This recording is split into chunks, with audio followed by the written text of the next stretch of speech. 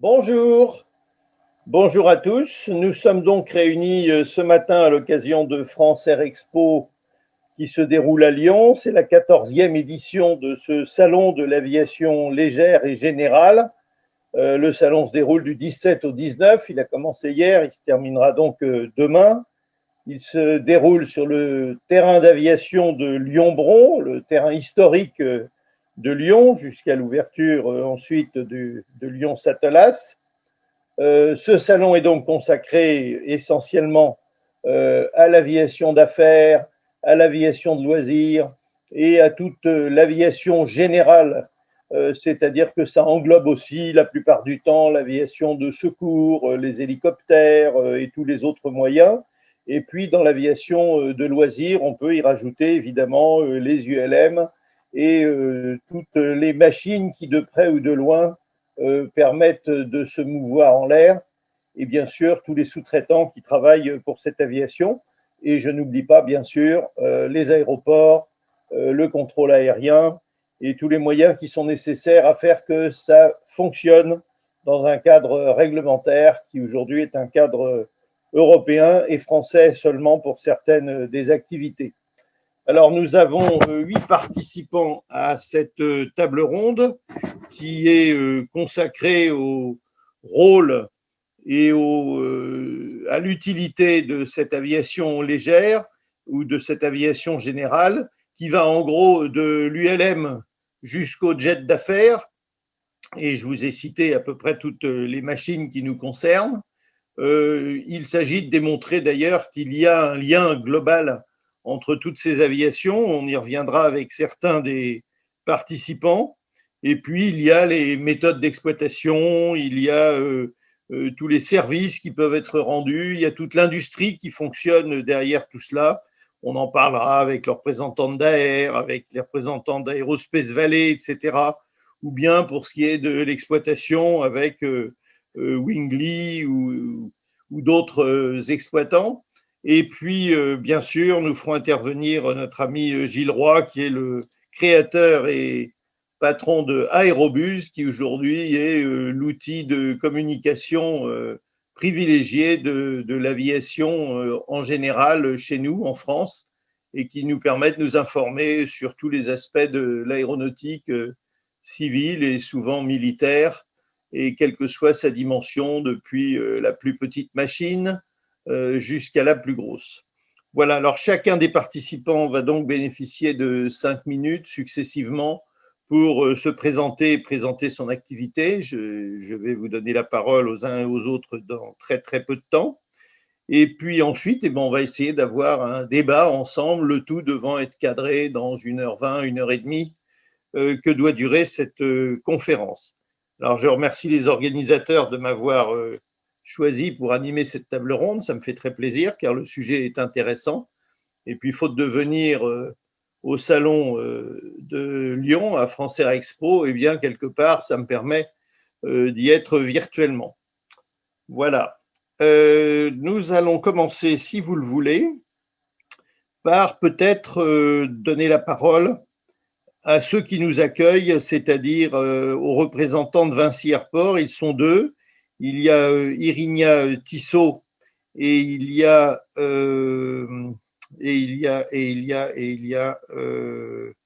j'ai oublié le second. Voilà, Pierre Marnotte, c'est ça.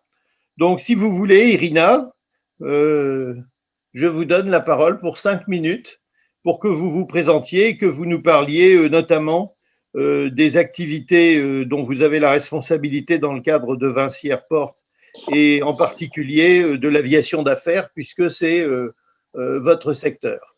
À vous la parole. Bonjour tout le monde, merci Michel. Je m'appelle Irina Tissot, je suis responsable de l'aviation d'affaires chez Vinci Airport depuis quelques années déjà. D'abord, Vinci Airport, c'est l'exploitant des aéroports en France et dans de nombreux autres pays dans le monde, et qui est dans le top 3 des exploitants privés des aéroports. Il y a un petit souci de bruit avec vous, derrière vous, je ne sais pas ce que c'est. Alors, est-ce que tous les participants peuvent bien fermer leur micro? Chez vous, il y a quelque chose, une espèce de métronome ou un truc comme ça qui fait du bruit derrière vous?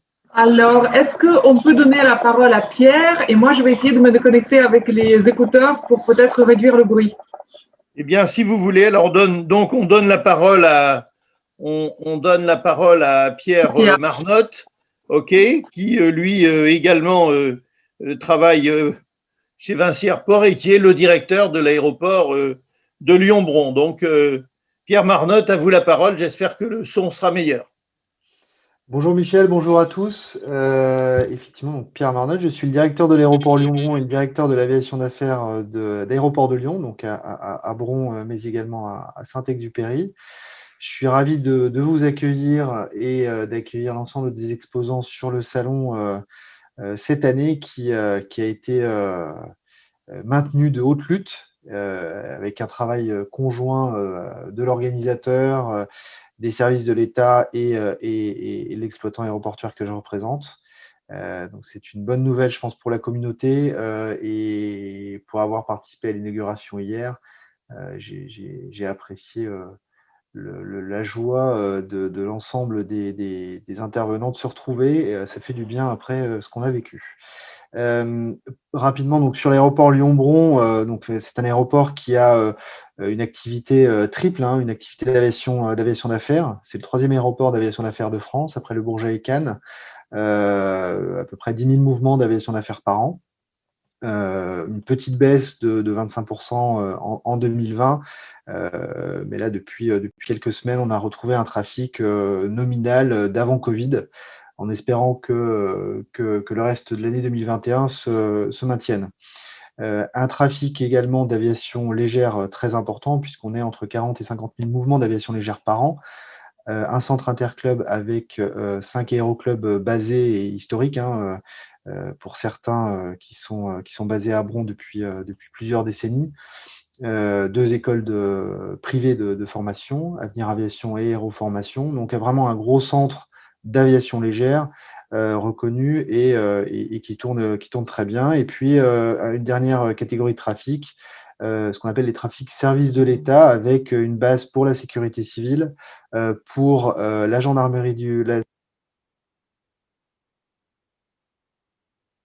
aujourd'hui à Bron, cette notion d'intérêt général qui est accueillie sur l'aéroport, avec les services héliportés du SAMU et de la sécurité civile et de la section aérienne de gendarmerie. Ah, il y a un problème, il y a des coupures dans votre intervention. Ah. Oui, par moment vous êtes coupé. Il y a des bouts de phrases qui disparaissent. D'accord. Écoutez, je continue et si ça devient trop compliqué, vous me le dites. Allez-y, oui. Donc une activité d'intérêt général avec deux sociétés qui sont basées sur l'aéroport, deux compagnies aériennes, Oyonnair et Harmony Jet, qui font de l'évacuation sanitaire, qui sont spécialisées dans ce domaine-là, hein. Oyonnair qui est très connu et reconnu sur la France pour cette activité et qui a grandement participé à ce qu'on a appelé les vols Covid en 2020, c'est-à-dire les transferts de patients au départ ou à destination de la région Auvergne-Rhône-Alpes pour essayer de répartir au mieux les patients les plus touchés. Et l'aéroport a également accueilli une forte activité de l'armée de l'air et de l'espace qui est venue avec ses appareils, notamment la 400M, pour procéder à ces transferts. Donc il y a une vraie activité d'intérêt général sur l'aéroport, une forte présence d'aviation basée, légère comme d'aviation d'affaires. C'est ce qui fait la particularité de l'aéroport et qui nous permet d'accueillir dans les hangars de la plateforme les aéronefs de ces intervenants.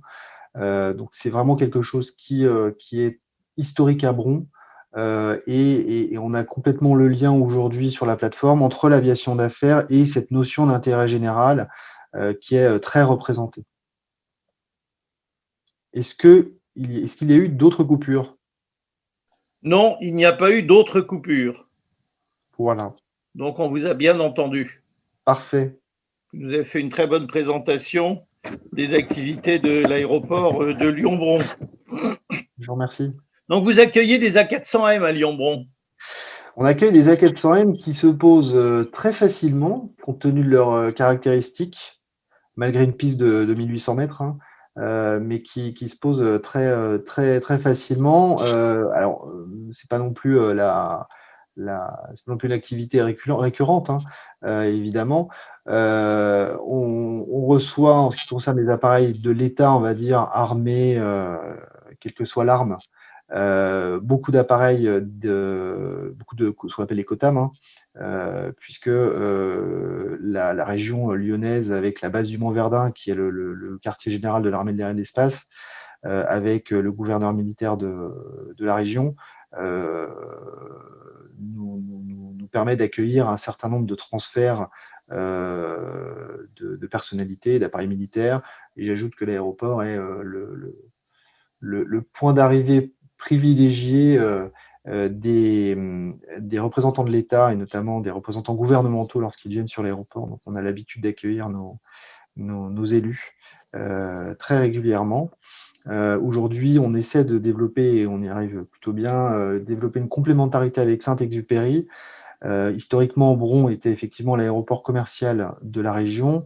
Cette activité a été transférée à Saint-Exupéry en 1975, mais on garde aujourd'hui une vraie cohérence entre les deux plateformes qui nous permet d'accueillir l'ensemble des vols, que ce soit de l'aviation d'affaires, que ce soit de l'évacuation sanitaire, en jouant sur les caractéristiques un peu différentes des deux aéroports. À Saint-Exupéry, on a des contraintes opérationnelles qui sont moindres, un aéroport qui est ouvert H24, une piste qui est très longue, un niveau de protection SSLIA de pompiers qui est au maximum.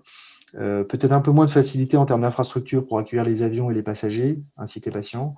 À Bron, à l'inverse, plus de facilité au niveau de l'infrastructure parce que l'aéroport est plus petit et plus fluide, mais un petit peu moins de facilité opérationnelle en ce qui concerne les ouvertures de terrain.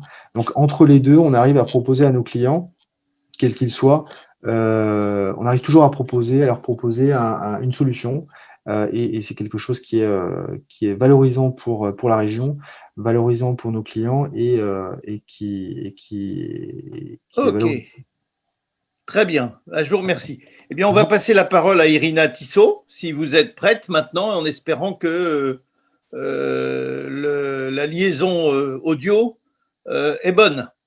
OK? Alors, vous me le direz, je me suis connectée avec mon téléphone, donc peut-être que ça va. Let's go.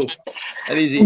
Donc, je reprends là où je me suis arrêtée. Donc, effectivement, on exploite les aéroports et on fait aussi de l'assistance. Et moi, à titre de responsable aviation d'affaires, donc, je m'occupe de toute cette partie qui est l'assistance et l'accueil des avions d'affaires. Donc, nous avons plusieurs aéroports en France. Donc, on a effectivement les aéroports de Lyon, comme Pierre vient de le dire.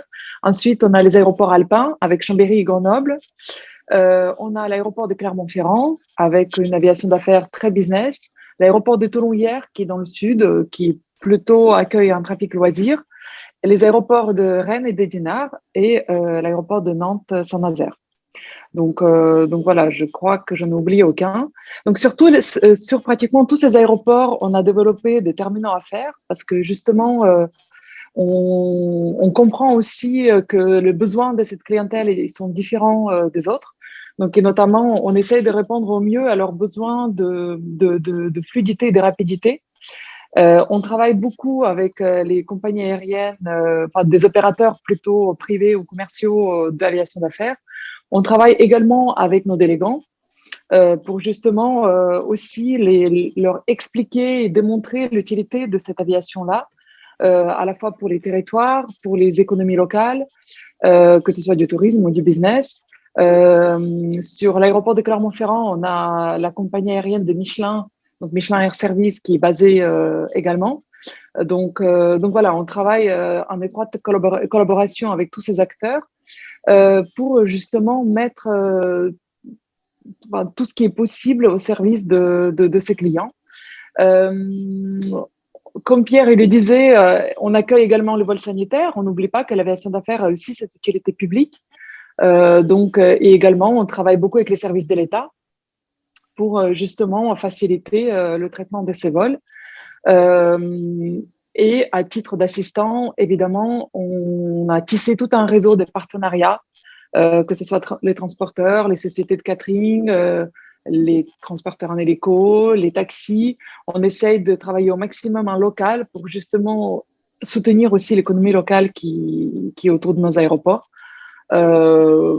pour, encore une fois, assurer la chaîne de service de A à Z pour ses clients. Voilà un petit peu ce dont je m'occupe. Ok, très bien. Merci beaucoup, Irina. J'ai envie de passer la parole à Philippe de Segovia, qui est le représentant de la société Daher. Alors, on connaît Daher qui a de multiples activités, aussi bien, enfin d'ailleurs, il va nous le dire. Voilà, Philippe de Segovia, je te donne la parole. Bonjour Michel, merci. Donc effectivement, Daher, c'est un gros groupe industriel qui pèse 1 milliard de chiffre d'affaires et dont un tiers d'activité aujourd'hui est représenté par la construction d'avions. Construction d'avions, c'est-à-dire il y a les TBM et depuis 2019, il y a également le Kodiak qui est un monoturbopropulseur mais plus utilitaire, un peu dans la catégorie du Cessna Caravan bien connu. Et en ce moment, on déploie beaucoup d'efforts pour le faire connaître, au salon, ainsi que le TBM. Alors, sur l'aviation d'affaires, c'est plus particulièrement le TBM que nous mettons en avant, parce qu'il offre une alternative au petit jet pour faire du transport corporate. D'ailleurs, sur les 1000 TBM qu'on a livrés et qui sont en exploitation, donc aujourd'hui, il y en a 47 en France. Il y en a 27 chez les militaires et il y en a une vingtaine qui sont exploités par des clients civils et pour la plupart donc qui sont exploités en entreprise. Pourquoi il y en a pas plus? Enfin, il y en a eu en taxi aérien, mais malgré tous les efforts qu'on a déployés pour faire reconnaître la parfaite fiabilité du monoturbine, on doit constater que par rapport aux États-Unis où il y a déjà une trentaine de TBM qui sont exploités en vol taxi, il y a une différence entre l'Europe et les États-Unis.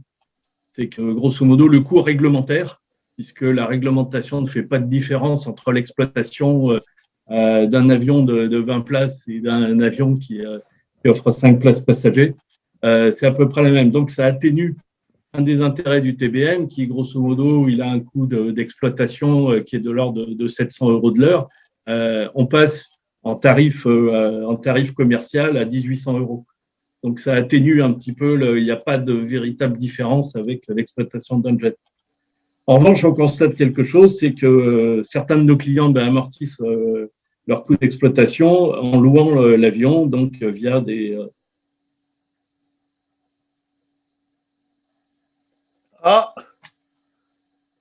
proposés sur la plateforme OpenFly, ce qui est assez réconfortant en disant… Philippe, on a un petit problème. Tu te figes et tu es coupé de temps en temps. La moyenne tu m'entends? des passagers transportés en taxi aérien. Tu m'entends? Oui, tu m'entends? Tu es coupé et tu te figes de temps en temps. Ah. Là, tu as été un peu… Toi, tu nous as parlé d'aviation, de location d'avion, et alors depuis, on n'a pas très bien saisi la suite. Essayons de reprendre, et sinon, peut-être tu couperas ta caméra. On verra si ça passe mieux. Ouais. Ok. Ouais, sinon, je vais essayer du téléphone. Mais tout à l'heure, ça marchait bien. Oui. Tu m'entends? Ça a bien marché jusqu'à maintenant. Oui, je disais donc. Voilà. Donc, on a essayé aussi d'autres solutions, c'est-à-dire pour amortir ce coût marginal. Bon, déjà, on a été, il y a 20 ans, associé avec Jetfly, qui a été le pionnier de la propriété partagée en Europe, et donc qui a démarré son activité avec des TBM. Bon, aujourd'hui, ils sont passés avec d'autres types d'avions qui étaient proposés, mais c'est ce qui a permis d'amorcer la pompe. Et aujourd'hui, donc, grâce à des plateformes type OpenFly, eh bien, un certain nombre de nos clients propriétaires amortissent les coûts fixes de leur avion en les proposant à la location. Et je pense que c'est quelque chose qui va se développer parce que là, le TBM a tout son sens en termes de coûts d'exploitation. Ça répond au gros trafic qui est de l'ordre de 2 passagers par trajet, des trajets d'1h30. Et en 1h30, on fait beaucoup de chemin avec un TBM. tu as pu t'en rendre compte puisque tu as quand même fait quelques heures de TBM. Voilà, et donc ce que je voulais dire là-dessus, on a un atout supplémentaire depuis juillet de l'année dernière, puisqu'on a fait certifier le système HomeSafe, qui est un système d'atterrissage d'urgence, et donc qui permet l'exploitation du TBM de façon sûre en monopilote, c'est-à-dire le système d'atterrissage d'urgence. Si jamais le pilote a un souci, les passagers peuvent appuyer sur un bouton qui va activer un super pilote automatique qui va amener l'avion vers le terrain le plus sûr à disposition. Et donc, c'est fabuleux et je crois que c'est le premier avion qui est certifié avec ce système développé par Garmin. Alors, c'est le premier avion qui a été certifié en Europe. Oui. Affirmatif. Et donc, on espère que ça va nous aider à nous faire connaître et présenter une solution alternative par rapport à d'autres avions qui doivent être exploités en multipilote. Et d'ailleurs, on constate qu'aussi Airbus propose à certains de ses clients, là je lisais hier, il y avait un communiqué de Cathay Pacific qui envisage d'exploiter monopilote, c'est-à-dire que pendant que les pilotes peuvent se reposer, ça leur évite d'avoir un équipage de 4 personnes et donc ils peuvent se contenter d'un équipage à 2 sur certains types de trajets. Et Dassault a annoncé que son Falcon 10X disposerait du même dispositif. Voilà. Donc on est dans le sens de l'histoire. Et par ailleurs, on doit dire que pendant toute la période du confinement, comme Oyonnax, on a également mis nos TBM à disposition pour le transport de personnel médical. Ils ont beaucoup apprécié ce type de vol et là, on a fait découvrir justement l'intérêt de notre maillage d'aéroports en France. Et ça, c'est une notion importante. Voilà. Et puis aujourd'hui, le client lui propose si une compagnie d'avion-taxi ou un opérateur commercial s'intéresse au TBM, on peut lui proposer de la maintenance progressive, des contrats tout compris pour maximiser son temps d'exploitation.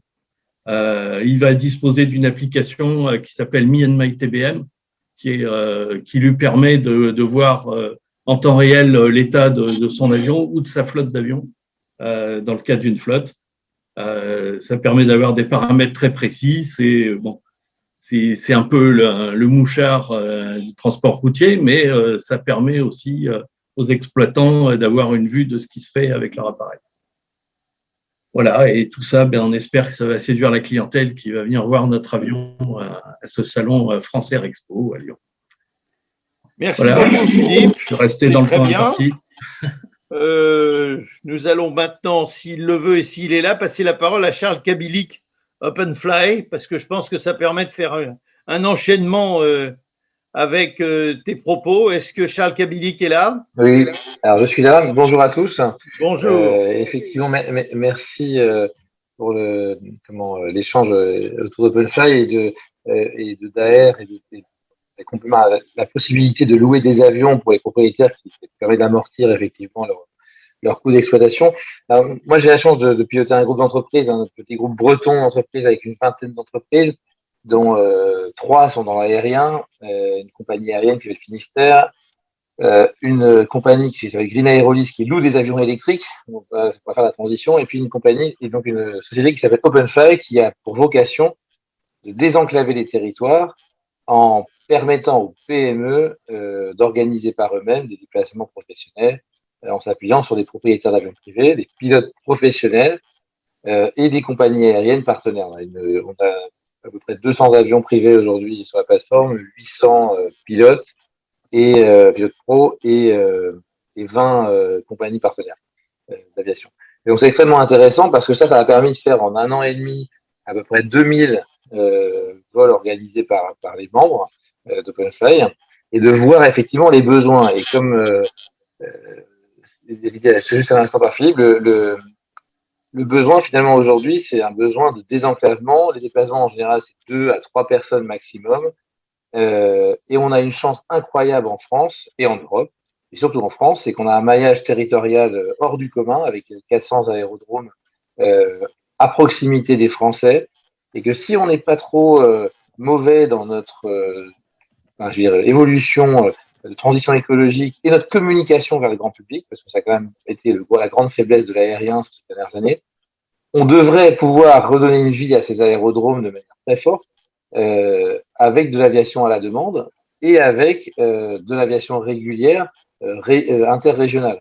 Je prends un exemple. Moi, je viens de lancer une ligne aérienne entre Vannes et Belle-Île qui m'a valu quelques réactions d'écologistes intégristes qui n'ont pas compris que finalement c'était le moyen de transport le plus écologique aujourd'hui par rapport à du bateau, mais on a du bashing de l'aérien aujourd'hui qui est assez systématique. Mais demain, c'est la même ligne faite en avion hybride ou en avion électrique. TBM travaille là-dessus, Daher travaille là-dessus, Voltaero et hier travaillent là-dessus. On a pas mal d'acteurs extérieurs sur des 4, 6, 9, 19 places. On se dit qu'on pourrait tout à fait avoir une sorte de bus aérien permanent qui serait, d'un point de vue écologique, bien moins impactant et d'un point de vue desserte de services publics ou désenclavement des territoires, extrêmement efficace. Donc, je pense que l'aérien léger, que ce soit aviation générale ou que ce soit aviation commerciale, a un très bel avenir devant lui si on est capable de communiquer correctement et de se fédérer tous ensemble, je veux dire constructeurs, plateformes comme OpenFly, acteurs aéroportuaires, et réussir à proposer une offre de services qui soit vraiment adaptée à la fois aux entreprises et à la fois au grand public. Ok, est-ce que vous pouvez développer un petit peu, j'ai pas bien compris, PropFlight, enfin le troisième pôle de votre activité. Bon, il y a Finistère qu'on connaît très bien, Aérolis qu'on connaît peut-être un peu moins bien, et le troisième pôle, j'ai pas bien. Alors, c'est OpenFly. OpenFly, c'est le troisième, donc c'est le portail, OpenFly. Et Green Aerolyse, pour Green Aerolyse, on a acheté 50 avions électriques pour les mettre à disposition des aéroclubs en France en location, assurés et maintenus, et pour accélérer la transition écologique de ce monde des aéroclubs, et puis de permettre au grand public de découvrir que l'aviation peut être propre et qu'elle sera sans doute le moyen le plus écologique à moyen terme. Ça, c'est des Vélis électro, c'est ça? À date, c'est que des Vélis électro, et on est en pourparlers avec tous les constructeurs mondiaux pour proposer derrière de la location d'avions hybrides. Ah, disparu. Vous avez disparu. Charles Kabilic, on a été coupé. Bon, bah écoutez, de toute façon, vous aviez apparemment terminé la présentation de base de vos activités. Ah, ça y est, merci, c'est gentil de revenir. Si vous vous mettez la tête en haut, c'est mieux, mais c'est assez sympathique aussi. Voilà, c'est bien. C'est mieux comme ça?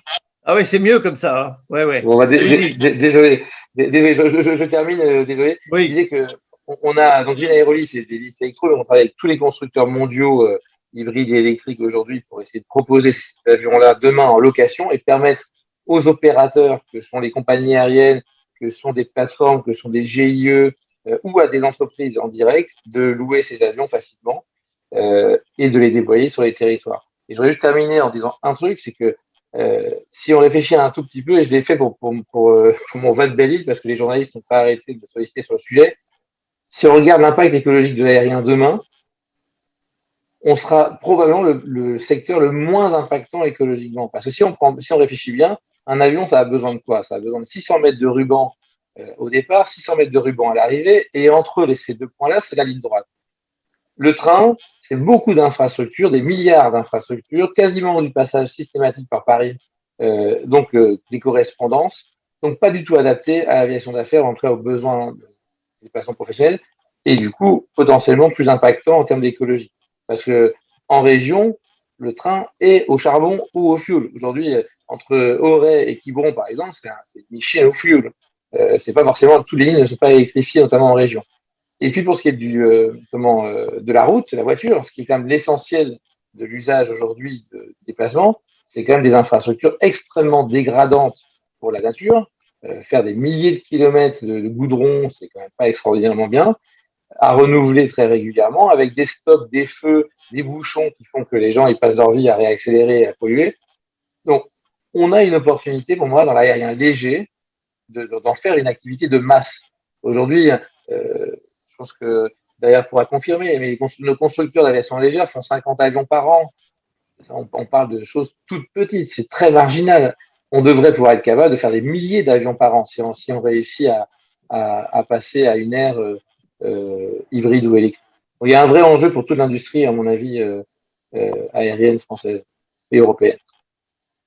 Ok, merci beaucoup Charles Kabilic. Je propose qu'on rejoigne Émeric Devazier qui va nous parler lui aussi un peu d'exploitation d'appareils et des activités de Wiggly. Oui, Émeric, vous êtes avec nous? je suis là. Est-ce que vous m'entendez? Je vous entends.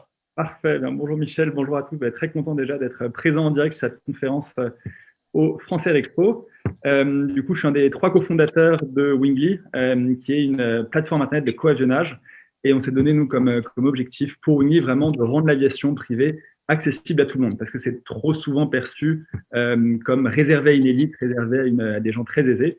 Et donc, on a commencé Wingly, on a voulu montrer en fait 2 choses d'un point de vue accessibilité. La première, c'est que l'aviation privée n'est pas forcément réservée qu'à des gens très aisés. Donc, on a voulu montrer que l'aviation privée, c'est aussi une aviation légère qui était beaucoup plus accessible. Et le deuxième pendant de l'accessibilité qu'on a voulu mettre en avant, c'est aussi aider les gens à comprendre ce qu'ils pouvaient attendre de l'aviation privée. Parce que trop souvent, l'aviation privée est résumée aux jets privés qu'on voit dans les films, dans la presse et qui font scandale. Mais personne ne connaît le potentiel de l'aviation privée, ou en tout cas peu de monde. Et comme le disait Charles juste avant, la France, c'est aussi un maillage de territoire énorme qui aujourd'hui est sous-exploité, alors que ça pourrait être une vraie richesse pour le territoire. Et donc, on a commencé Wingly il y a 5-6 ans avec un premier produit très orienté loisir, qui permet aux pilotes privés, donc qui volent dans des avions de 2 à 6 places, de partager les frais du vol avec des passagers. Donc, les pilotes, très simplement, mettent leur vol en ligne, que ce soit des balades aériennes, des allers-retours à la journée, et vont pouvoir partager les frais de ce vol avec les passagers. Donc, d'un côté, on permet aux pilotes de vivre leur passion pleinement et surtout de la vivre pour moins cher. Et surtout, du côté passager, on vient leur montrer que on peut monter dans un petit avion privé pour 50 € pour faire un vol d'1 heure et que ce n'est pas forcément des tickets de 1 000 € ou plus pour avoir accès à ces services. Et donc, aujourd'hui, sur ce premier axe de développement de Wingly qu'on a commencé il y a 5 ans, on a quand même déjà eu plus de 50 000 passagers en vol et ça représente déjà plus de 5 millions d'euros qui ont en fait été réinjectés dans l'aviation générale par le biais des pilotes qui ont pu voler et faire découvrir l'aviation à des personnes qui ne la connaissaient pas forcément. Et donc, on a même des passagers qui ont découvert l'aviation grâce à un vol sur Wingly et qui maintenant sont devenus pilotes. Donc, c'est vraiment de contribuer avec ce premier produit à augmenter le rayonnement de l'aviation le plus possible.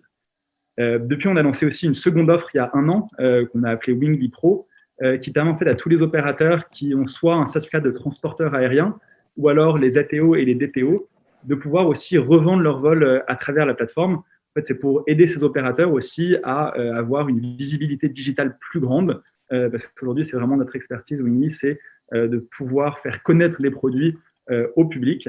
Et donc, ces opérateurs peuvent mettre leur vol en ligne sur Wingly pour toucher une cible plus grande, une clientèle plus grande. Et dernièrement, on a notre 3e offre qui a été lancée il y a 2 semaines, ou même 10 jours, qui s'appelle WinglyJet, et qui a vocation vraiment à faire du transport. Donc, sur les 2 premiers produits, on est très axé loisir, c'est une activité. Et avec WinglyJet, on cherche vraiment à développer une offre transport en permettant au public d'avoir accès à tous les vols de transport d'aviation d'affaires par siège et par vol. Parce qu'aujourd'hui, un des gros freins à l'utilisation de l'aviation privée, c'est qu'on doit réserver l'avion en entier sur un aller simple, ce qui fait que les devis, généralement, avoisinent toujours les 4 000 – 5 000 €, ce qui est très cher et ce qui en fait un produit réservé à une élite. Et donc, on développe avec WinglyJet des lignes qui nous permettent de vendre par siège et par vol, ce qui nous permet de passer de 5 000 € en fait, à 500 € par siège.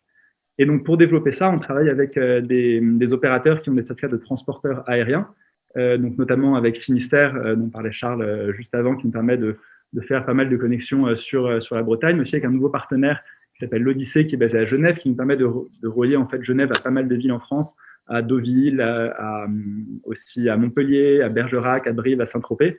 Et donc, tout l'objectif pour nous, c'est de mettre en avant ce maillage de territoire qu'on a en Europe, le mettre en avant pour que les personnes puissent s'en servir pour se déplacer d'un point A à un point B directement, sans avoir à transiter via les grandes villes, comme ça peut être le cas.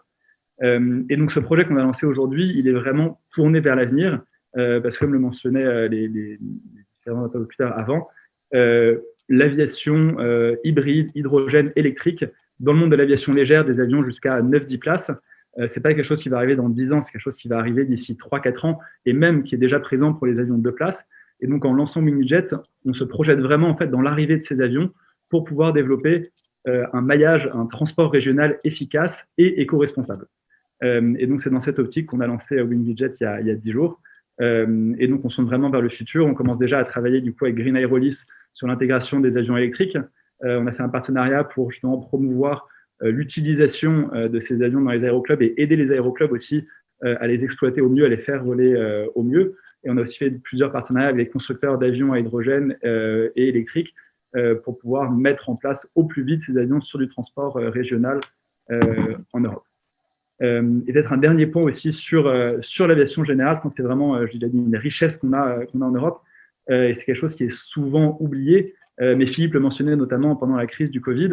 L'aviation générale a quand même, tous les acteurs se sont réunis pour permettre au personnel médical de pouvoir se déplacer facilement. Et donc, on a lancé pendant cette crise une plateforme avec Aviation sans frontières qui permettait à des opérateurs, à des propriétaires d'avions, dont Daher, de trouver du personnel médical qui cherchait à se déplacer vers des zones où il y avait un besoin médical. Et donc, notre plateforme permettait de mettre en relation tous ces acteurs. Et donc, on a pu voir ici l'utilité d'avoir une aviation générale qui fonctionne main dans la main, tous les acteurs entre eux, et qui a permis à ce personnel de se déplacer dans les meilleures conditions possibles pour se concentrer sur la lutte contre le Covid. Ok, merci beaucoup. Je pense qu'on va terminer tout à l'heure avec Gilles Roy. Je voudrais faire intervenir tout de suite Pierre Abadir de LX. Ensuite, on passera la parole à Éric Geoffroy et après Gilles Roy. Donc, si vous voulez, Pierre Abadir. Oui, bonjour. Voilà. Bonjour, Pierre Abadir de LX. En une phrase, je vais présenter LX en une phrase et ensuite je vais un peu déployer. LX en une phrase, c'est on connecte les métropoles régionales entre elles par des avions légers, moins de 10 places et en forfait illimité. En une phrase. Ensuite, on peut déployer un peu plus. La problématique, c'est que dans le sud de France, la transverse est super mal desservie. On peut parler entre Biarritz et Nice en passant par toutes les villes, toutes les métropoles au centre. C'est soit le TER, soit la voiture et c'est souvent très très long et il n'y a pas de ligne existante. Donc, on propose de mettre en place des lignes aériennes en accès illimité. Comment ça se passe? Vous avez au minimum un aller-retour le matin, un aller-retour le soir, 5 jours sur 7. Et vous pouvez voyager du coup en illimité sur ce planning-là. Et nous positionnons comme en fait un intermédiaire où toute l'expérience utilisateur est créée par LX et gérée par LX. On est centré utilisateur totalement. On crée toute la plateforme de réservation, la plateforme de gestion de ligne pour l'opérateur, la plateforme de gestion de ligne pour le territoire et l'aéroport aussi, puisque c'est par les aéroports qu'on peut aller chercher finalement le voyageur. Et on crée toutes ces plateformes-là pour pouvoir maximiser ou optimiser le maillage territorial aérien. Et donc, je remercie Charles et Pierre aussi qui ont parlé beaucoup du côté environnemental. Bien évidemment que les avions électriques hydrogène arrivent massivement et nous nous positionnons pour justement amener massivement ces avions-là sur le marché. Nous ne sommes bien évidemment pas un opérateur aérien, mais nous développons les solutions logicielles pour optimiser la scalabilité ou pour amener une scalabilité totale sur un territoire européen ou plus. Donc, comment ça fonctionne? Eh bien, venez nous voir sur le salon. On vous montre nos plateformes en avant-première. Elles ne sont pas encore publiques pour l'instant. Donc, pour un aéroport, par exemple, on communique avec eux, directement avec les aéroports. Le but étant de déceler une demande. Si on a une centaine de vols, une centaine de votes sur une ligne, eh bien, nous contactons tout le monde, nous ouvrons l'achat des forfaits sur cette ligne en particulier. Une fois que 20 forfaits sont vendus, eh bien, on met en place la ligne et elle est disponible en forfait illimité pour tous ceux qui avaient un forfait avant et vous avez accès avec le même forfait aux lignes qui seront ouvertes après. C'est ce qu'on fait. Aujourd'hui, on est incubé au BIC de Montpellier, qui est second incubateur mondial dans l'innovation. On fait partie de la French Tech Tremplin. C'est la promo nationale, le programme French Tech Tremplin, c'est une promo nationale de la French Tech pour les jeunes pépites, les jeunes pépites de la tech française.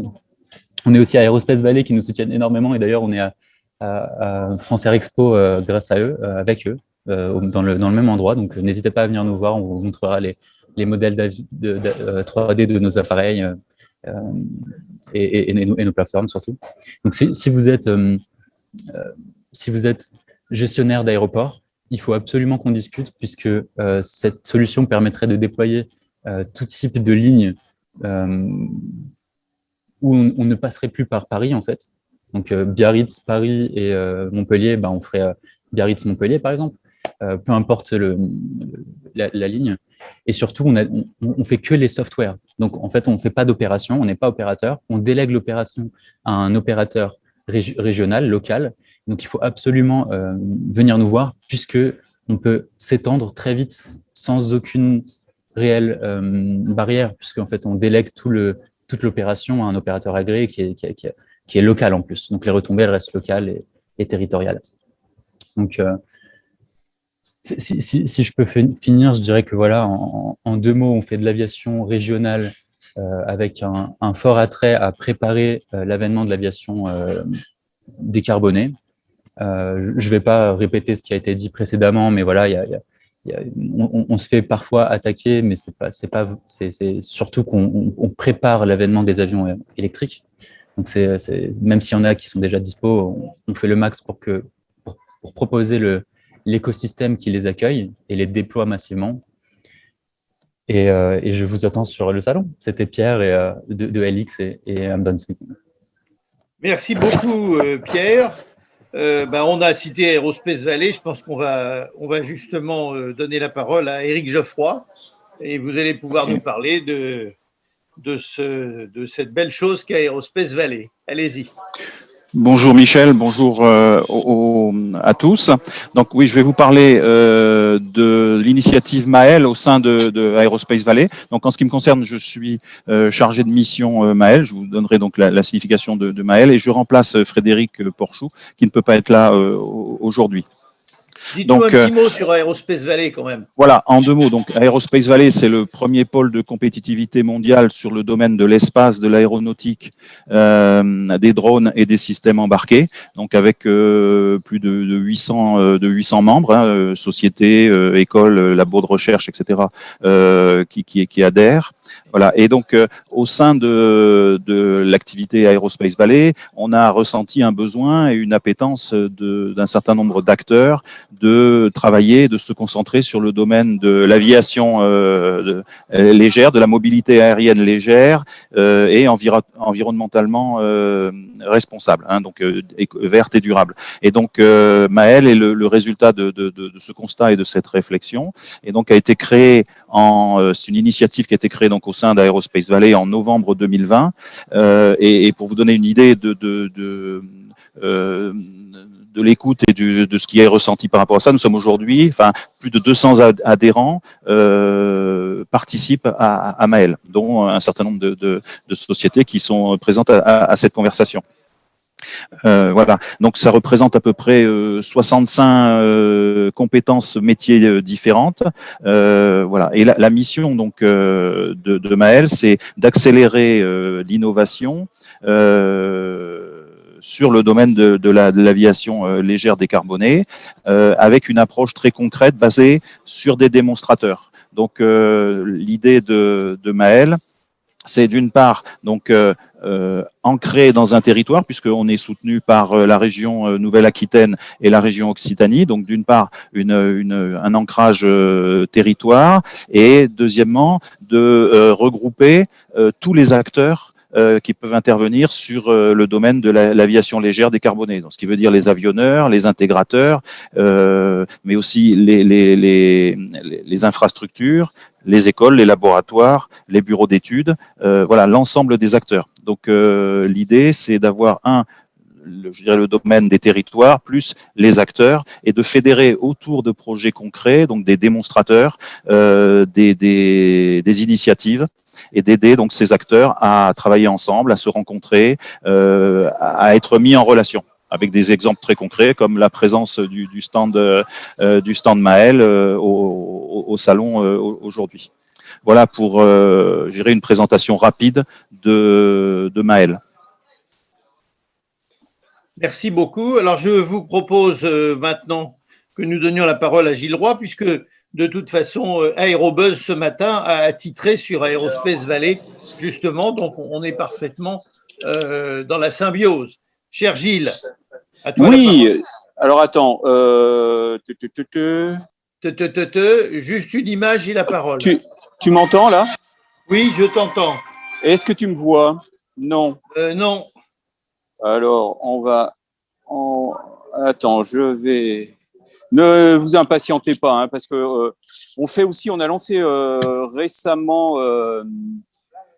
les podcasts, mais c'est pas une raison pour ne pas vous mettre. Voilà, on commence à t'apercevoir, même si c'est un peu fluctuant. Voilà, approche-toi, qu'il y ait un peu de contraste. Voilà, ce serait sympathique. Bah, attends, c'est pas normal. Let's go. Ah, voilà, ça y est. Tu me vois là?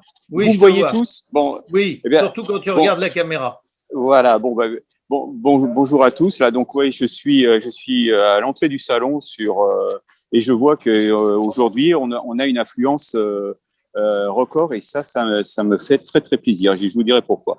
Aérobuzz. Ah oui, juste une chose, Michel, n'oublie pas de m'arrêter parce que tu m'as branché sur Aérobuzz. Je vais d'autant plus pas oublier de t'arrêter qu'on est un peu en retard. Eh ben oui, j'ai pas de montre. Alors tu me fais des grands signes. Alors écoute, top chrono. Merci pour 5 minutes max, puisque tu en as déjà perdu une à faire tes réglages. Voilà, non mais ça c'est pas homologué. On en reparlera tout à l'heure. Bon, Aérobuzz a été créé il y a une douzaine d'années, donc j'en suis le fondateur, mais on n'est pas parti de rien, c'est-à-dire que j'avais déjà 25 ans d'ancienneté comme journaliste dans le milieu aéronautique. Aérobuzz, ça a été la rencontre de la passion de l'aéronautique avec la passion du journalisme qui pouvait s'exprimer librement grâce à Internet. C'est quand même assez extraordinaire cet outil qui nous permet, par exemple, comme en ce moment, de couvrir un salon et de pouvoir faire un reportage et discuter avec un exposant, recueillir de l'information et 10 minutes après, cette information, elle est en ligne sur Aérobuzz. C'est ce que tu disais tout à l'heure. Donc, on fait une couverture, par exemple, de ce salon, une couverture très proche de l'actu. Donc, ce qui fait qu'aujourd'hui, 12 ans après la création d'Aérobuzz, on peut se vanter d'avoir réussi à attirer sur notre site à peu près 400 000 visiteurs uniques par mois, 400 000, dont 160 000 qui sont des lecteurs fidélisés réguliers. C'est une communauté assez importante. Donc, 400 000 visiteurs uniques qui lisent à peu près 1 million d'articles par mois. Donc Aérobuzz commence à compter. Hein. Qu'est-ce que je peux vous dire d'autre? Eh bien, c'est un média en ligne. C'est pas un blog, c'est pas un influenceur, c'est pas quoique. C'est un vrai média avec une rédaction d'une dizaine de journalistes, dont 6 qui sont là sur le salon et qui vont de stand en stand. Donc, nous avons une ligne éditoriale et je vais répondre à une question qu'on me pose plus depuis longtemps, mais pendant les 5-6 premières années d'existence d'Aérobuzz, c'était systématiquement la question qu'on me posait, c'est quel est votre modèle économique? Notre modèle économique, au départ, c'était 100% de publicité. Aujourd'hui, la publicité ne représente plus que la moitié de nos ressources. Et l'autre partie est réalisée avec les abonnements et nous avons également une franchise en Allemagne, avec donc une rédaction en Allemagne avec laquelle il y a une synergie. Les abonnements, c'est l'avenir d'Aérobuzz. On a besoin que tous les gens qui nous lisent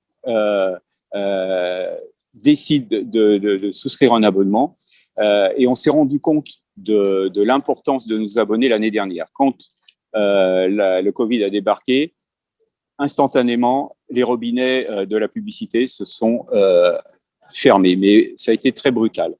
J'ai fait un appel à nos lecteurs en leur disant, bon, ça fait 11 ans qu'on existe, 11 ans que vous nous lisez, pour la plupart, vous nous lisez gratuitement. on a besoin d'un coup de main, un soutien. On a eu un retour extraordinaire. Et donc, c'est le signe qu'on a notre place dans ce monde. Et pourquoi on a Combien notre place d'abonnés aujourd'hui? Combien d'abonnés aujourd'hui? Alors, aujourd'hui, nous avons à peu près 2000 abonnés payants et nous en avons 5000 sur notre newsletter. La newsletter quotidienne qui est envoyée donc à 10 heures du matin et qui reprend les articles des 24 dernières heures, c'est-à-dire entre 4 et 6 articles. Donc, ça veut dire qu'Aérobuzz, c'est aussi un peu le quotidien de l'aviation. Et la particularité d'Aérobuzz, c'est que on touche à tous les secteurs de l'aéronautique. C'est-à-dire qu'on part de l'ULM, de temps en temps du vol à voile, et puis on va jusqu'à l'industrie, le transport aérien, la recherche aussi, en passant évidemment par la défense et l'aviation d'affaires.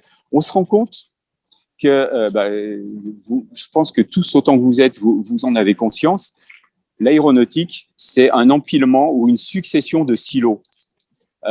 Chacun est dans son silo. Je suis dans mon aéroclub, je suis dans ma compagnie aérienne, je suis militaire, je suis ingénieur dans un bureau d'études et on ne sait pas trop ce qui se passe à côté. Nous, depuis le début, on couvre l'actualité de tous ces silos parce que c'est une façon d'ouvrir des fenêtres. Pour ceux qui sont dans leur silo, ils peuvent regarder ce qui se passe dans le silo d'à côté. Donc voilà. Alors, juste une dernière chose, s'il te plaît, Michel. Je voulais dire que, exceptionnellement, nous sommes partenaires d'un salon aéronautique. Habituellement, nous nous engageons pas trop dans les partenariats, on est très sollicités. Mais là, cette fois-ci, on a voulu être partenaire de France Air Expo ici à Lyon-Bron. Parce qu'on estime qu'il fallait être complètement fou pour maintenir l'organisation de ce salon. Et on s'est rendu compte qu'il n'y avait pas que le Covid à convaincre.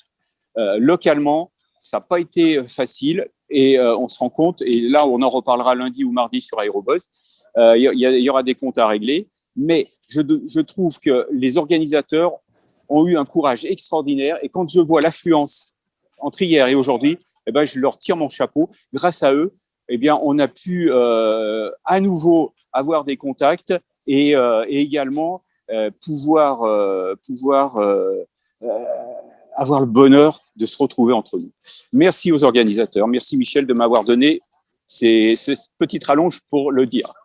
C'est un plaisir, mon cher. Et puis ça vient d'un abonné, n'est-ce pas?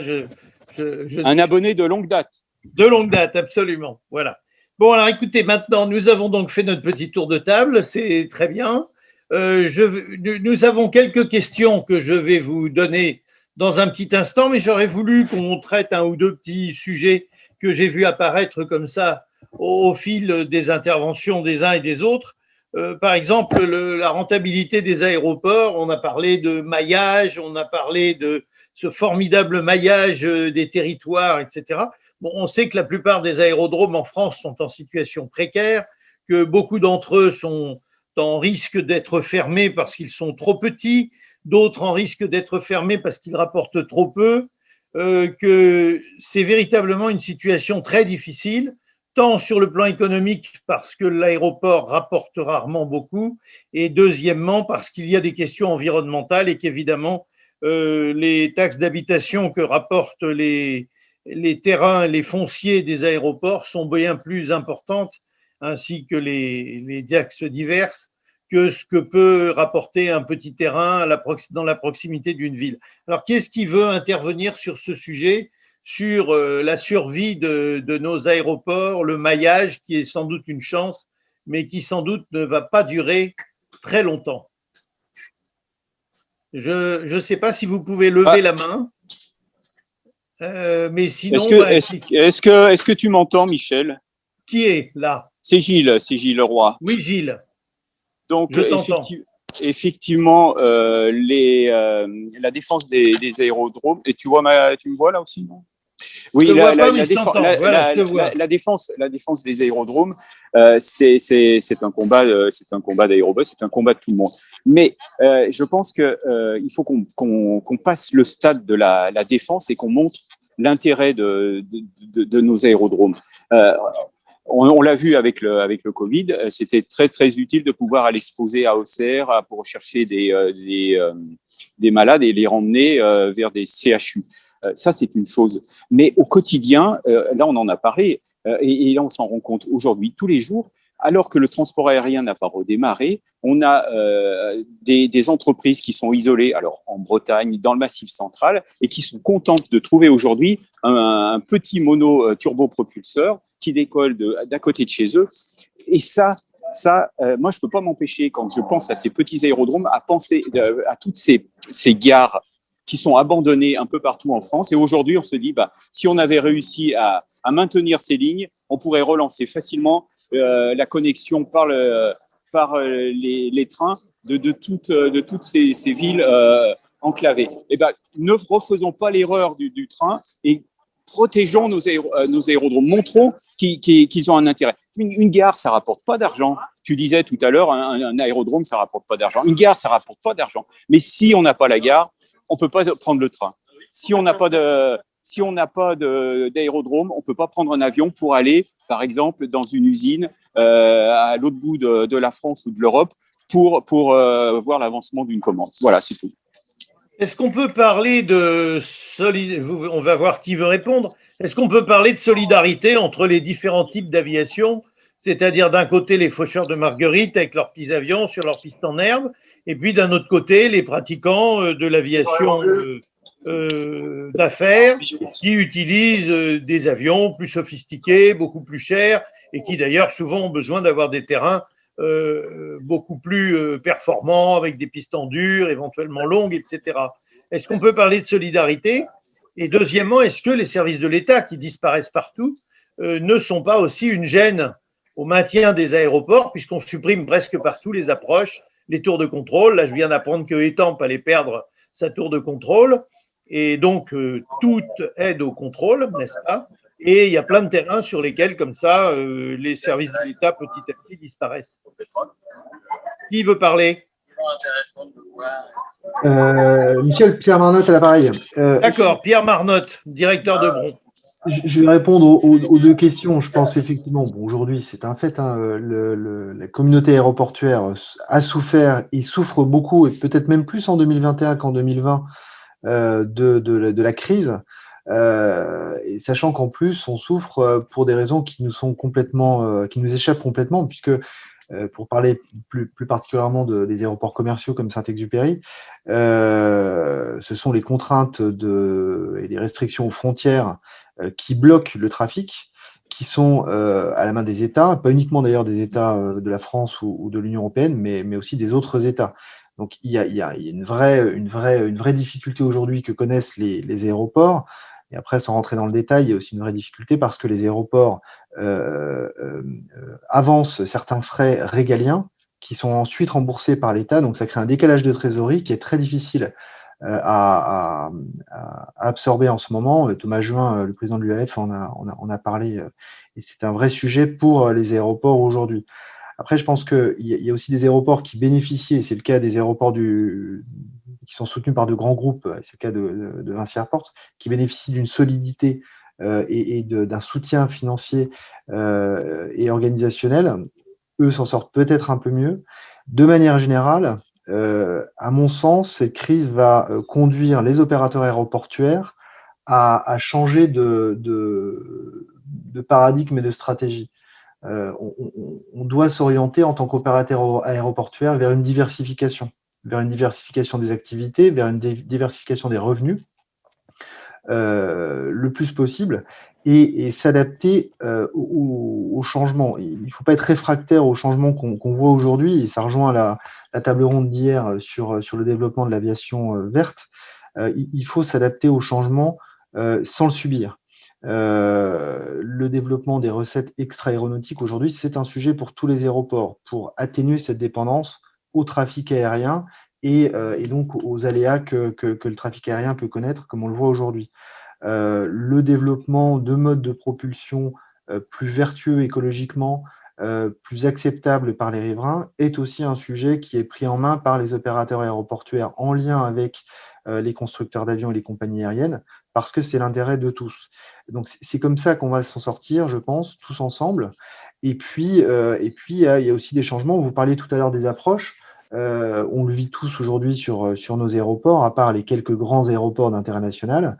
Il y a des solutions alternatives. Aujourd'hui, à Bron, on a un système AFIS qui fonctionne très bien. Il y a d'autres plateformes en France qui l'ont également. Donc, il y a des alternatives qui doivent être portées.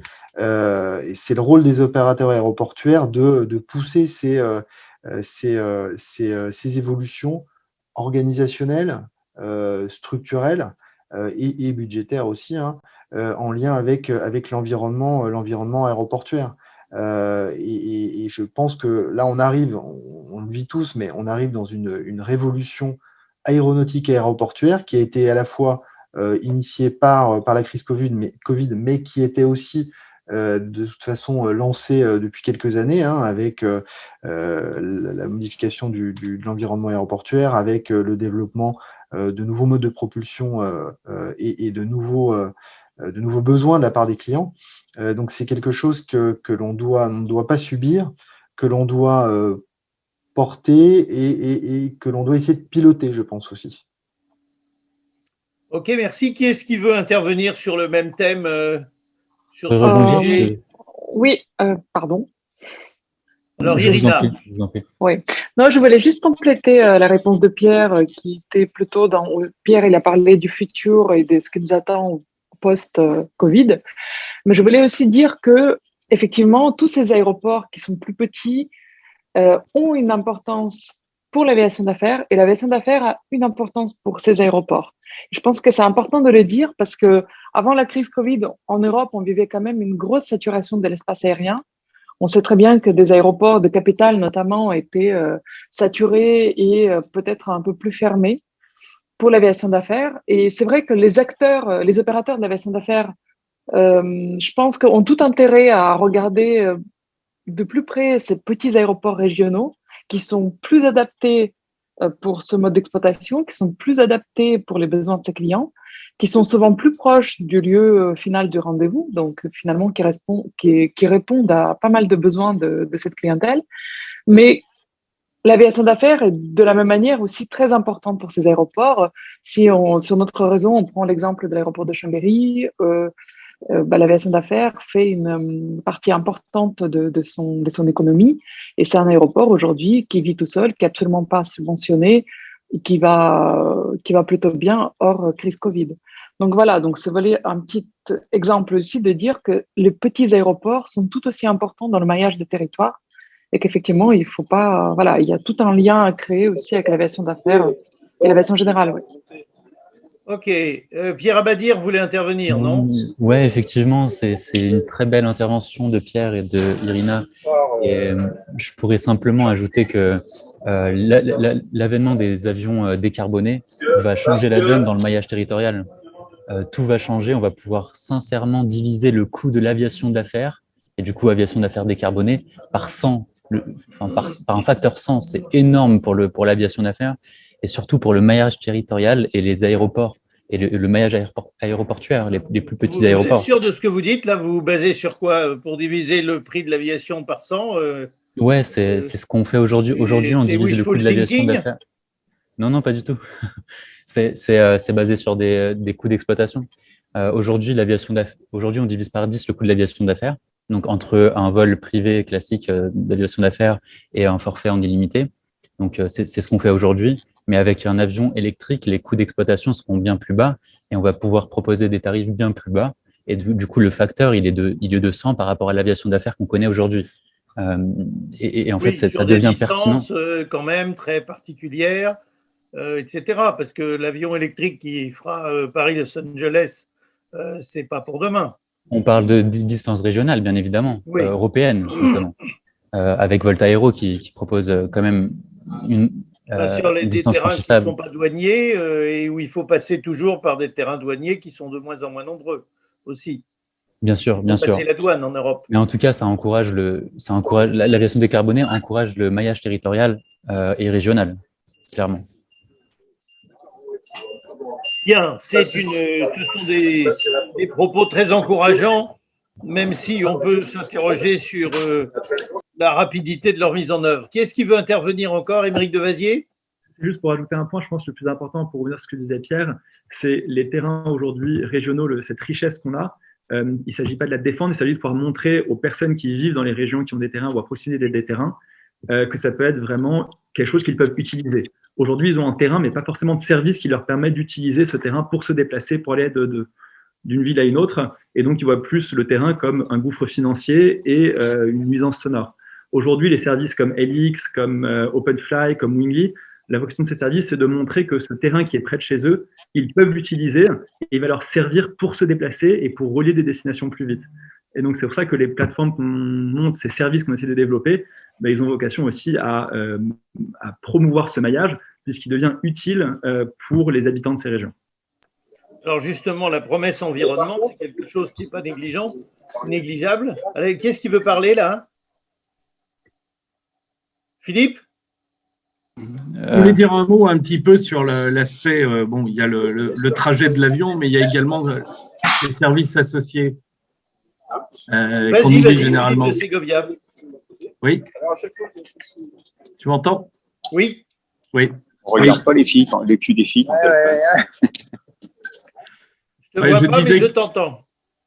Je disais que c'était bon, on a parlé brièvement de l'aspect service, mais je vois qu'en Europe, personne ne pense trop aux aspects concierge, etc.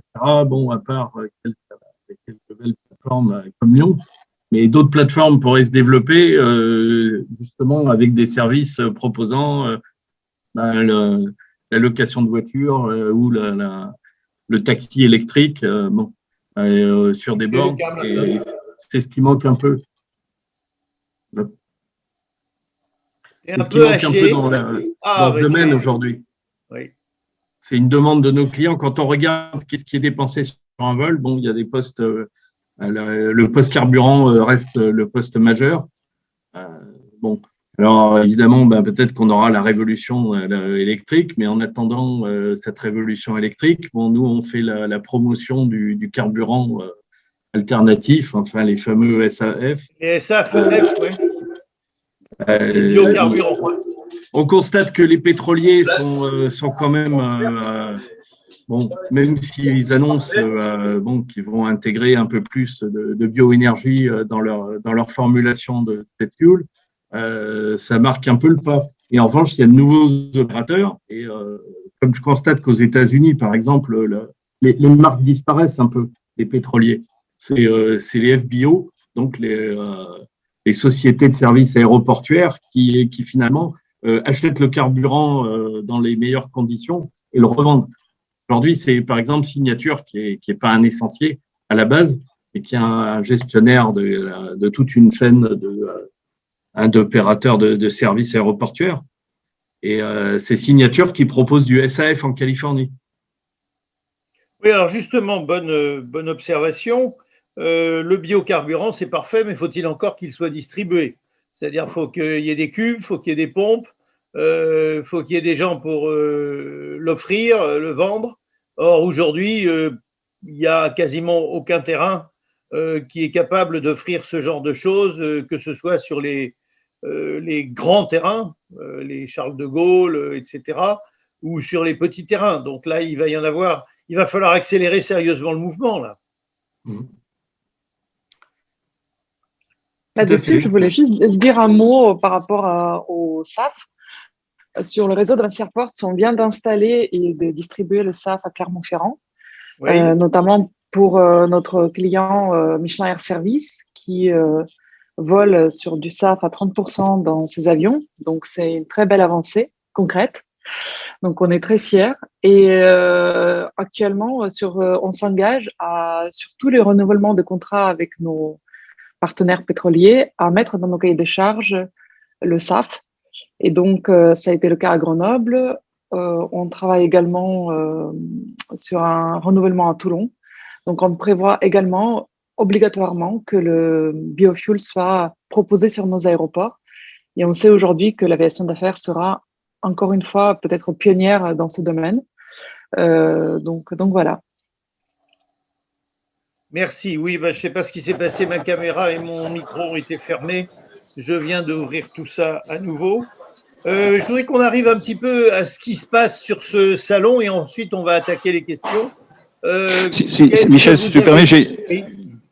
simplement une petite remarque. Je voulais insister sur l'opportunité qui existe aujourd'hui, parce que c'est un petit peu le positionnement et la réflexion qu'on a menée du côté de Maël. Donc, c'est le fait que l'aviation légère est la mieux placée dans le temps pour tirer parti des technologies. Donc, les technologies vont être de plus en plus matures, mais elles vont pouvoir répondre à des besoins d'aviation légère avant de répondre à des besoins d'aviation civile. Et donc, l'opportunité pour l'aviation légère existe, parce que bon, les effets de seuil, les effets de taille font qu'on aura des usages et des business models, des modèles de marché qui vont pouvoir fonctionner avant le reste de l'aviation. Donc, il y a un rôle précurseur et un positionnement. Alors, on a soulevé les fragilités et les difficultés que peuvent rencontrer les aérodromes, mais il faut aussi peut-être insister sur un potentiel de situation très favorable pour l'aviation légère, puisque les technologies seront matures pour le nombre de passagers de l'aviation légère, etc., avant de l'être pour l'aviation civile. Donc, il y a voilà. Et notre réflexion à nous, c'est de dire qu'on essaie de flécher les subventions, les investissements, les financements qui existent pour faire advenir cette activité le plus tôt possible, parce que c'est par l'aviation légère que les choses vont arriver. Bon, ben alors nous allons enchaîner avec une première question posée par un des participants à cette table ronde, participant à distance. Question 1, pensez-vous que les avions électriques vont prendre le dessus sur la formation des pilotes rapidement? Alors, qui est-ce qui veut répondre? Je vais intervenir à ce moment-là. Je vais intervenir puisque on a 50 avions électriques en cours de déploiement sur les aéroclubs. Voilà, donc c'est Pierre Abadir. Hein. C'est Charles Cabillac. Non, c'est Charles Cabillac, pardon, oui. Cabillac. Oui, on a 50 avions en cours de déploiement sur les aéroclubs. Le premier est arrivé à Brest. Arrêtez de gigoter. Le premier est arrivé à Brest il y a une semaine. Et à Aix-en-Provence, on a une école de formation. À Lille également, on a en Belgique et au Danemark. Et donc, ce qu'on voit sur le pilotage, là, on a fait beaucoup de vols de démonstration. Et ce qu'on voit sur le pilotage, c'est qu'on a quelque chose qui est extrêmement efficace, parce qu'il n'y a pas de temps de chauffe des avions. Il y a très peu de temps inter-vol de formation, puisqu'en fait, le temps de charge a sacrément baissé. Aujourd'hui, on est à date, on est à 40 secondes de charge pour 1 minute de vol, et on va passer à 20 secondes de charge pour 1 minute de vol à partir de septembre. Donc, c'est extrêmement performant. Et surtout, en fait, comme quand on retire les gaz, l'hélice s'arrête, on peut débarquer et prendre quelqu'un quasiment en continu. Donc, que ce soit pour la formation ou que ce soit pour des baptêmes ou des démonstrations aériennes, le type d'exploitation de l'avion électrique est extrêmement intéressant, sans compter évidemment de l'absence d'impact sonore, etc. Là, pour donner un exemple, samedi, on avait une porte ouverte, on a fait plus de 20 vols dans la journée avec l'avion électrique en rechargeant 10 minutes entre chaque vol. En tout cas, je pense que la solution avion électrique va être la solution pour les aéroclubs durablement. Et Pipistrel, pour donner un exemple, va sortir un avion d'ici 2 ans qui sera plus gros, mais qui aura 2 heures et demie, donc ça sera plus cher également. Mais on va avoir des avions à la fois pour le voyage et à la fois pour la formation initiale en électrique. Et dès aujourd'hui, pour la formation initiale, on a ce qu'il faut. Alors, on a ce qu'il faut, c'est quelle est l'autonomie de votre avion chargé pour la formation initiale? En fait, l'autonomie aujourd'hui, c'est 1h02 minutes. Donc, avec les 10 minutes de réserve des gaz, ça fait 52 minutes. La moyenne des vols d'instruction. Ça, c'est en tour de piste. Hein. Ça, c'est en tour de piste. Alors c'est du tour de piste. Oui, c'est en local. C'est en local du terrain. Mais vous savez, vous avez plus de 30 minutes, en fait. Vous avez 20 minutes de vol à plus de 30 minutes de réserve finale.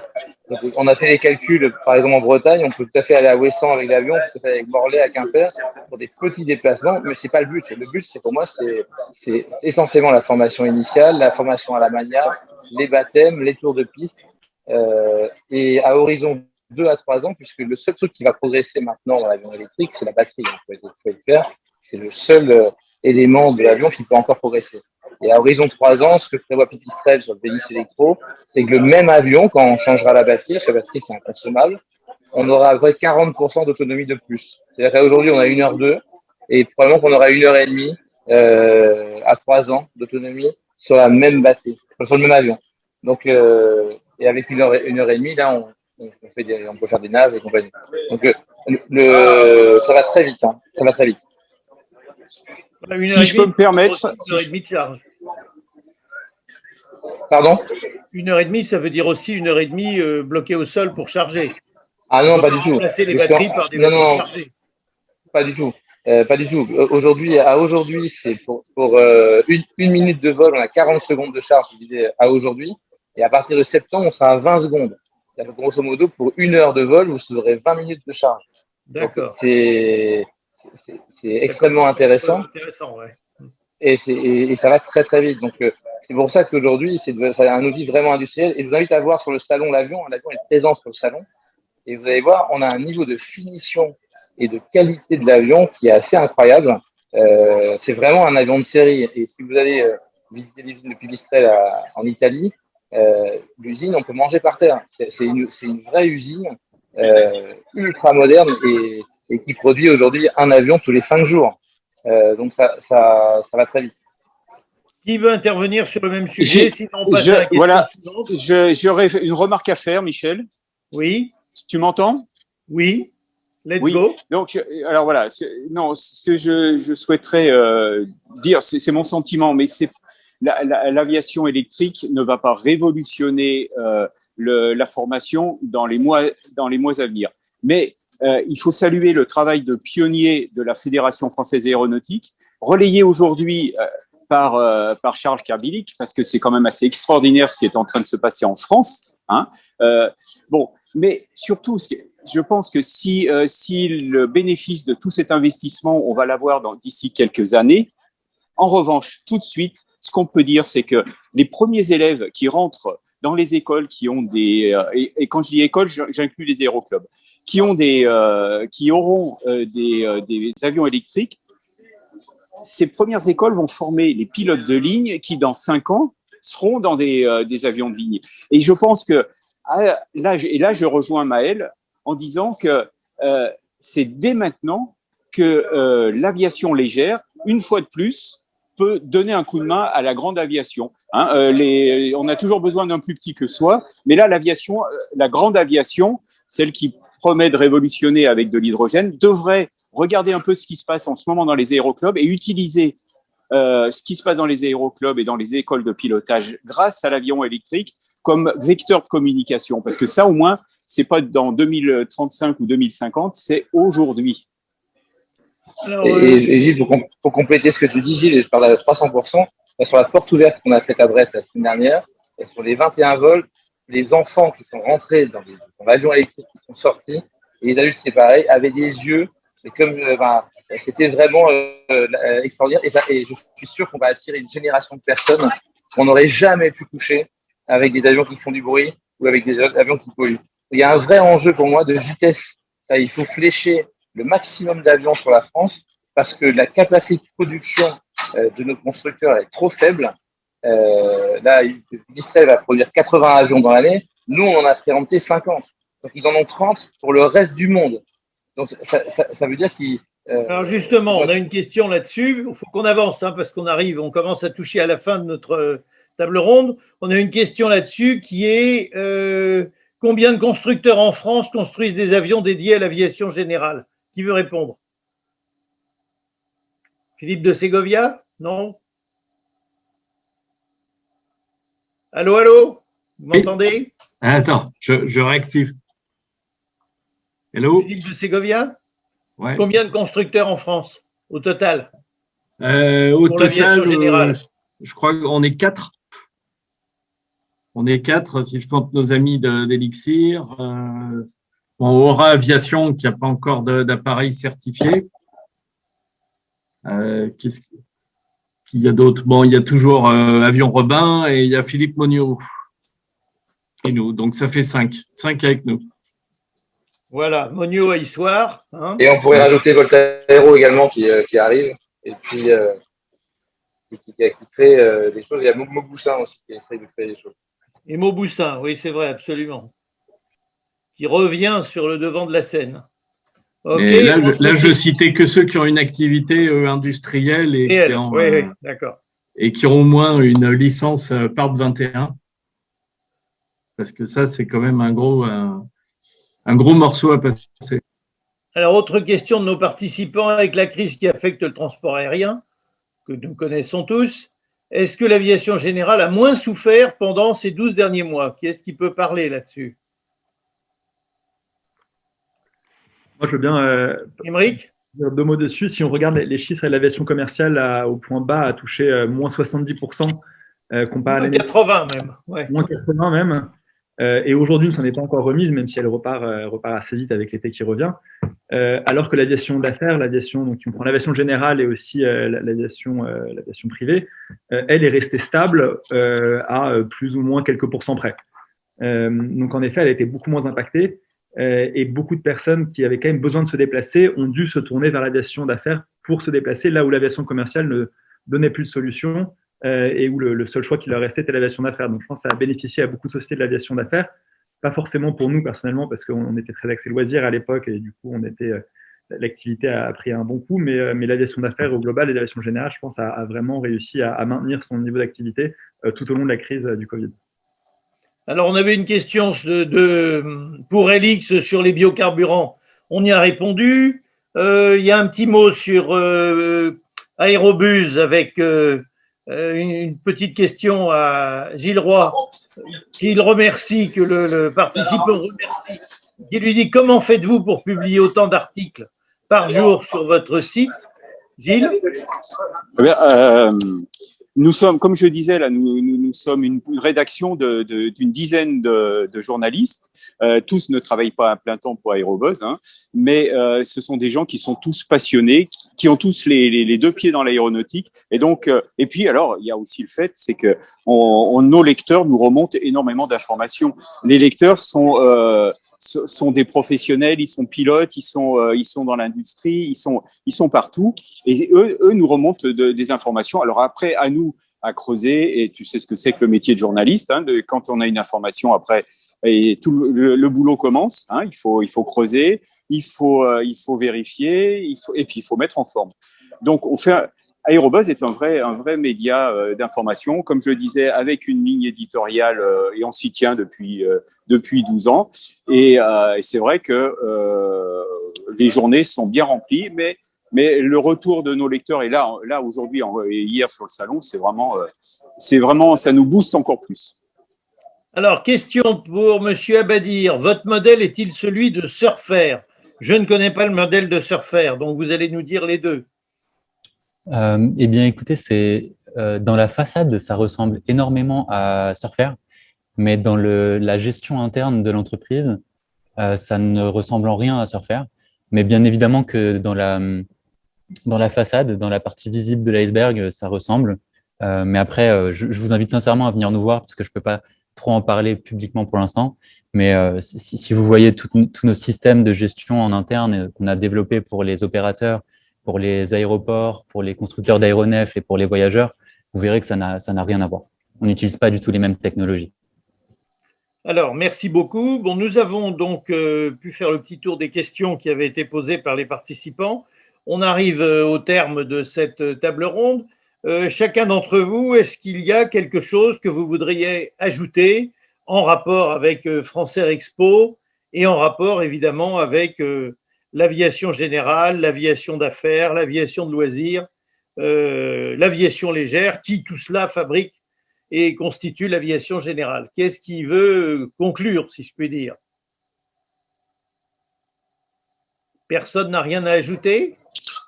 Si je peux me permettre. Oui.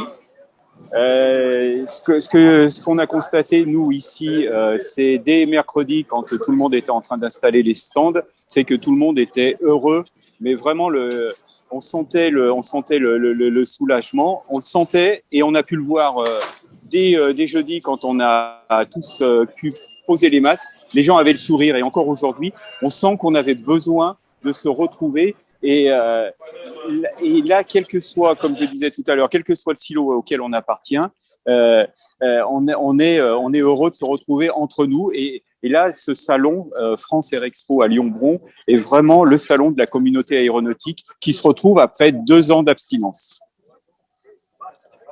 Et quelqu'un d'autre? Oui, Michel, je vais rebondir sur ce que vient de dire Gilles. Je tire mon chapeau à l'organisateur, à Didier Marie, qui a cru. On l'a soutenu. Et aujourd'hui, le salon se tient en grande partie grâce à sa détermination. C'est aussi un travail qui a été réalisé conjointement avec les services de l'État et les services de l'aviation civile de la région. Tout le monde s'y est mis, tout le monde y a cru, et je pense que c'est un bon révélateur de ce que peut donner la communauté aéroportuaire et aéronautique quand elle tire dans le même sens. Effectivement, on n'est peut-être pas forcément un lobby suffisamment fort aujourd'hui, mais quand on se retrouve autour d'une ambition commune, on a une force de frappe qui est absolument déterminante. Ok. Quelqu'un d'autre? Oui. Éric Geoffroy? Oui, moi ce que je voulais mettre en conclusion en avant, c'est le fait que les choses peuvent changer et aller très vite. Je prends comme exemple l'initiative de Green Aerolease. On voit comment un projet concret arrive à complètement transformer la vision et finalement ce qu'on imaginait de ce que pouvait être l'activité. On pouvait penser que ça serait plus tard dans le temps, etc. Et là, un projet concret vient, se pose et change en quelque sorte la géographie, et tout le monde se met à réfléchir un petit peu différemment et voit qu'il y a des possibilités et des usages commencent à apparaître, etc. Donc voilà, moi je veux dire la conviction qu'on a côté Aerospace Valley et Maël, que c'est des actions concrètes, pas forcément importantes en taille, mais qui vont créer des usages et faire que les choses s'installent de façon concrète très rapidement. Ok. Je serais bien rebondi sur ce sujet-là. Parce que effectivement, l'initiative qu'on a lancée avec Green Aerolease, je pense qu'elle est très signifiante et elle montre que c'est opérationnel aujourd'hui. Mais surtout, elle montre autre chose aussi, c'est qu'il y a une place médiatique pour l'aviation et qui n'est pas du bashing. Parce que on a réussi à vulgariser. Là, on a un JT ce week-end avec TF1 à nouveau sur Green Aerolease et sur le Vélis Electro. On a eu France Inter, France 2, France 3, tout le monde est venu et on voit que grâce au travail conjoint de la Fédération française de l'aéronautique qui fait un boulot considérable et remarquable et à tous les acteurs que nous sommes, on peut changer l'image de l'aérien et montrer qu'il y a une voie rapide vers la transition écologique. Et ça, c'est extrêmement important parce que si on ne fait pas ça, nos terrains risquent de ne plus avoir le droit d'exploiter, nos aéroclubs risquent de ne plus avoir le droit d'exploiter parce qu'on n'aura pas fait le nécessaire pour les transformer à temps. Parce que l'opinion publique change très vite sur le sujet. On a vu à Poitiers ce qui s'est passé.